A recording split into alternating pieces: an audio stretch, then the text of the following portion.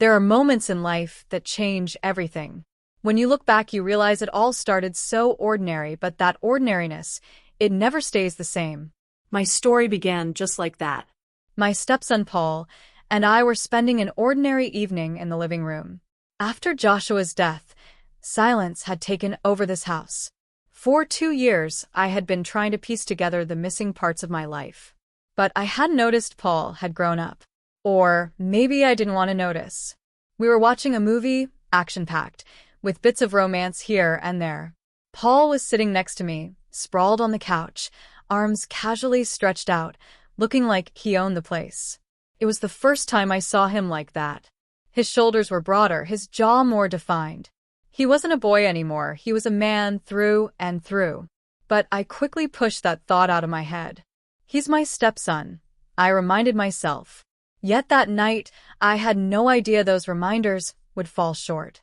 As the movie went on, the scenes got more intense. Paul leaned slightly to the side, resting his arm on the back of the couch, edging a bit closer to me. It felt like he was about to say something, but he didn't. For a moment, we locked eyes. In his gaze, I saw that depth. And right then, a sense of unease settled inside me. Part of me tried to brush it off, to normalize the moment. It's nothing. Just a movie, just a misunderstanding, I told myself. But my feelings, they weren't lying to me. During one of the romantic scenes, I felt his breath brush against my cheek. Without even realizing it, he had moved closer. His hand on the couch was so close to my shoulder that I couldn't tell if he was about to touch me or not. Inside, I was a mess. Being this close to him made me uncomfortable. Yet strangely, it also sent a thrill through me. That feeling terrified me. But everything was happening so fast, I couldn't even keep up with my own thoughts. "Cassidy," he said, his voice low and a little hesitant. "I want to tell you something." I turned to him, my heart racing. "Yes, Paul," I asked, but my voice was shaking. I want to thank you for everything," he said. "After Marquez died, you've always been there for me. You didn't have to, but you did.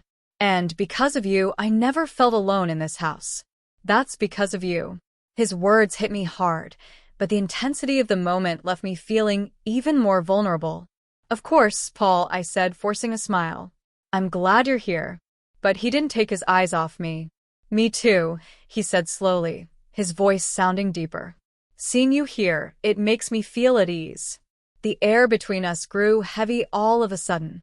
He must have felt it too because he pulled his hand back a little, but his eyes never left mine. In that moment, I didn't know what to do. My heart was pounding like crazy, and my thoughts were all over the place. I tried to maintain the distance between us, but a spark had already ignited in my mind. He wasn't a boy anymore. That truth hit me that night. And it was a truth that would change everything. That night, Paul's approach toward me was different. Warmer, more emotional. For years, I had been like a mother figure to him. But the Paul sitting next to me that night was no longer that little boy. At 19, he was tall, broad-shouldered, and undeniably handsome. But he was still my stepson, wasn't he? And that thought was what I clung to as I tried to suppress the confusing feelings stirring inside me. But I couldn't have known that it wouldn't stop there. When Paul looked at me that night, the depth in his eyes left me completely defenseless. As I wondered why he was being so emotional and warm that day, I didn't realize just how close we were to something happening that night. And this story, which started that evening, would change the course of my life entirely. If you enjoy hearing confessions like this, join my channel, subscribe, and turn on notifications to support us. Trust me, this story will be one of the most thrilling ones you'll ever hear. A few days had passed since that night. Paul was acting different than usual. At breakfast, he talked more, and his eyes barely left me.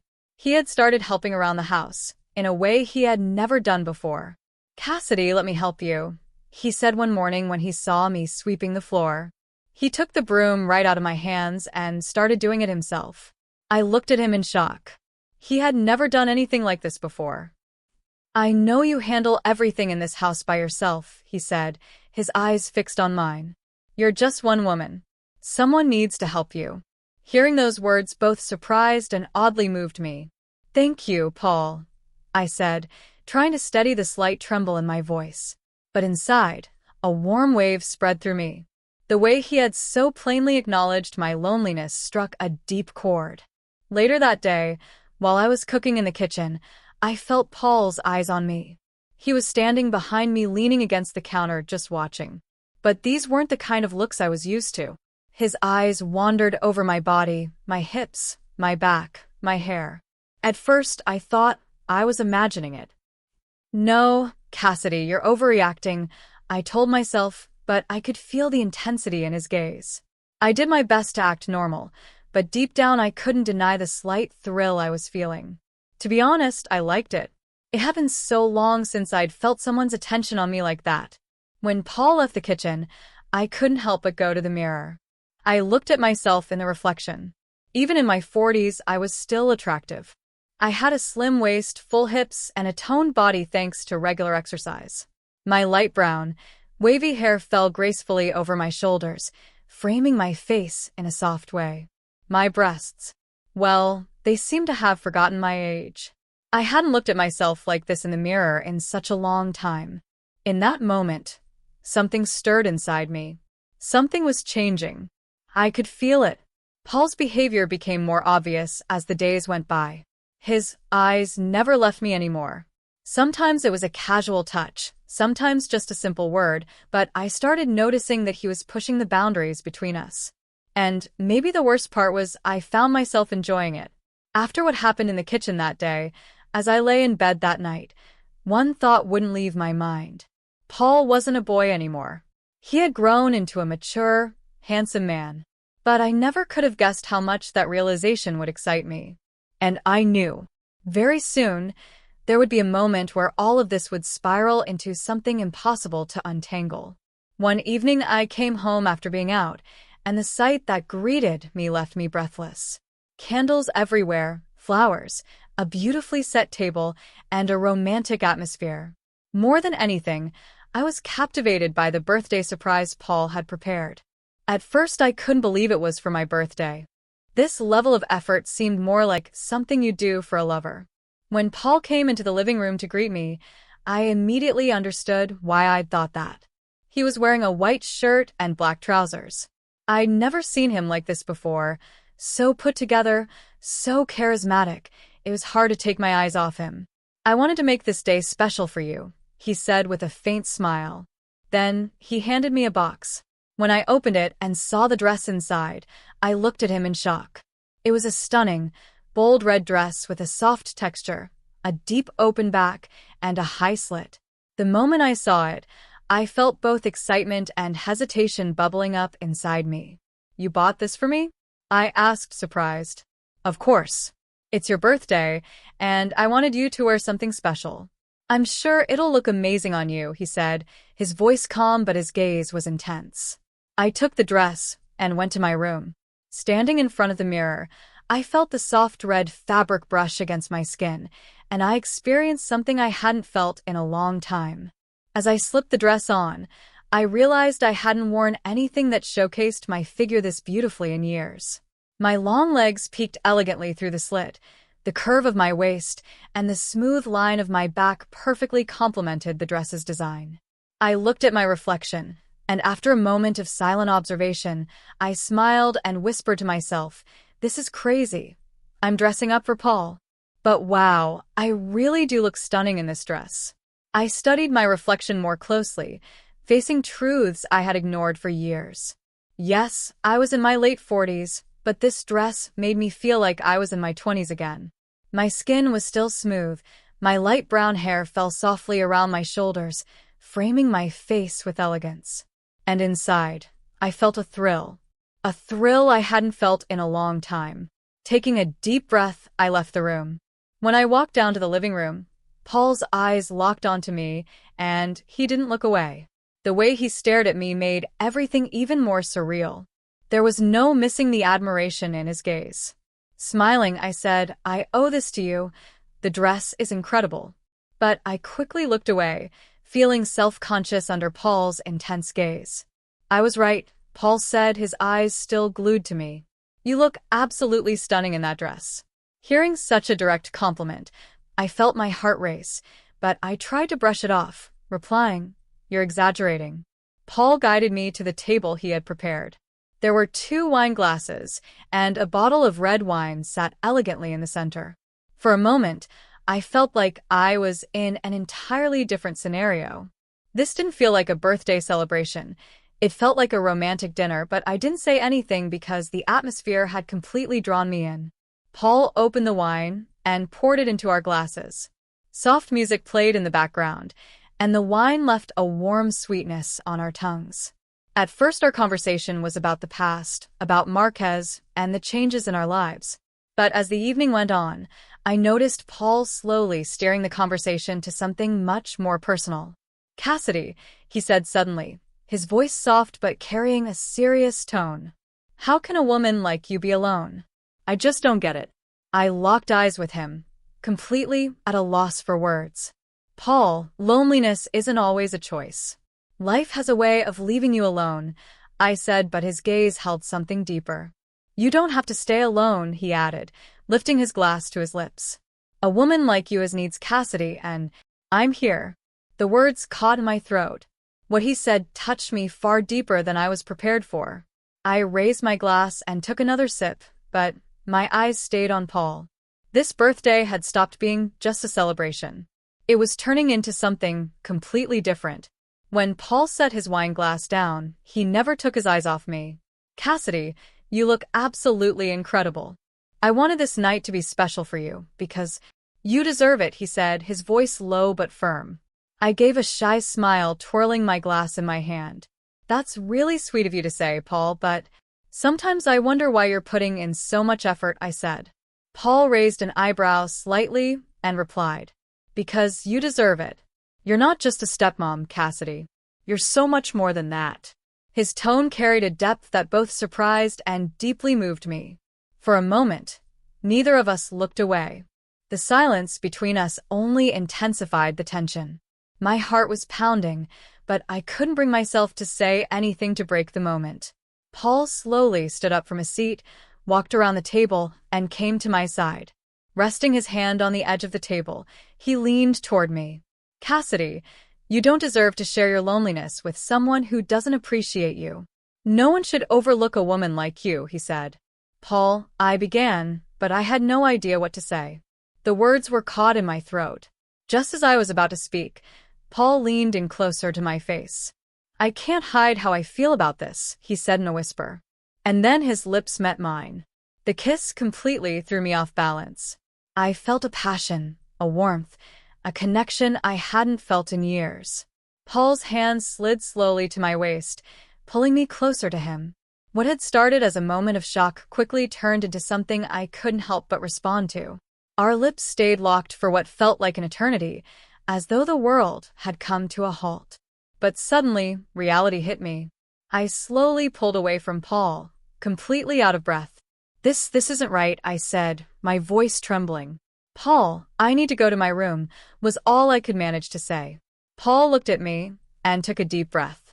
"I'm sorry, Cassidy, but I couldn't stop myself from feeling this," he said, his voice calm yet still carrying a fire within it.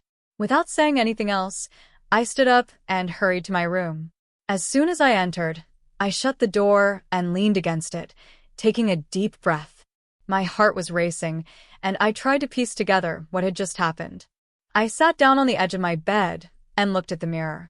Even my reflection seemed unable to shake off the weight of that moment. "How did this happen?" I whispered to myself.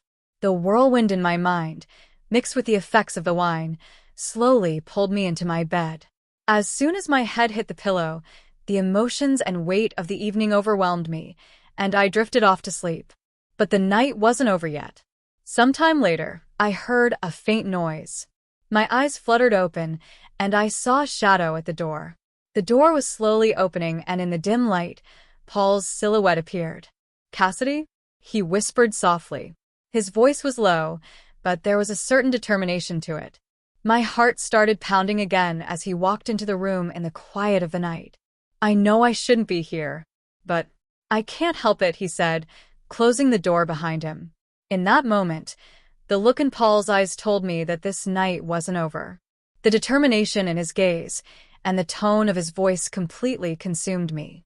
My heart was pounding so hard it felt like it might burst out of my chest. I knew I needed to say something to him. As my eyes locked onto his, years of suppressed emotions suddenly bubbled to the surface.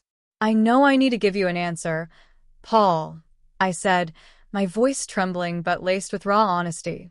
I feel the same about you. "And I want you." The determination in Paul's eyes completely captivated me. The emotions I had buried for years were no longer something I could hide. My heart raced in my chest, and I knew I had to respond. Taking a deep breath, I steadied my shaking voice. "I know I need to give you an answer, Paul," I said, locking my eyes on his. "I feel the same way, and I want you." As those words left my lips, the mixture of surprise and happiness on Paul's face gave me a surge of courage. A soft smile played on my lips, and I closed my eyes for a moment to gather myself. "Please, before I lose my nerve," I said, my hands moving to my shoulders as I slowly slipped the thin straps of my dress down. The fabric slid off my body and fell to the floor, leaving me standing there as Paul's breath caught. The admiration and desire in his eyes only fueled the excitement coursing through me. Without hesitation, Paul stepped closer to me, and our lips met again.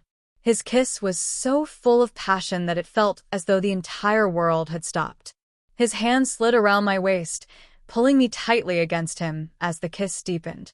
Finally, he gently guided me toward the bed. When we reached the edge, Paul's hands carefully lowered me onto the mattress. As my eyes stayed locked on his, the weight of him over me made me surrender completely. Paul bent down, quickly pulled off his shirt, and tossed it aside. Then he placed his knees on the bed and leaned over me. The determination and intensity of desire in his eyes only fueled the fire inside me even more. His fingers slowly slid down my cheek, finding my lips again. In that moment, the boundaries that had been built between us over the years completely vanished. At that moment, I felt something I hadn't felt in over 2 years. I had fully surrendered. As Paul continued, I gripped the sheets tightly with my hands and closed my eyes. I let myself get lost in the tension and excitement coursing through my body. When I opened my eyes and looked at Paul, seeing his flushed face and broad shoulders, I couldn't resist. I reached my hands to his back, and in a fleeting moment of excitement, I dug my nails into his skin. Paul must have liked it because his heartbeat sped up even more. I placed my hand over his chest, feeling his racing heart, and at that moment Paul couldn't hold back any longer and let himself go. We had surrendered to each other, and Paul, breathless, lay down beside me. That day, while talking about romantic things, I had fallen asleep. After this day, my life was going to take a completely different turn. I had just experienced a night where I was happier than I had ever been. And in that moment I realized, this was only the beginning. Make sure to listen to what happens next because this story doesn't end here. Just stay tuned. If you've made it this far, I know my story has deeply touched you. There's so much more to share and you won't want to miss any of it. Don't forget to hit the follow button, turn on notifications, and leave a comment about this story.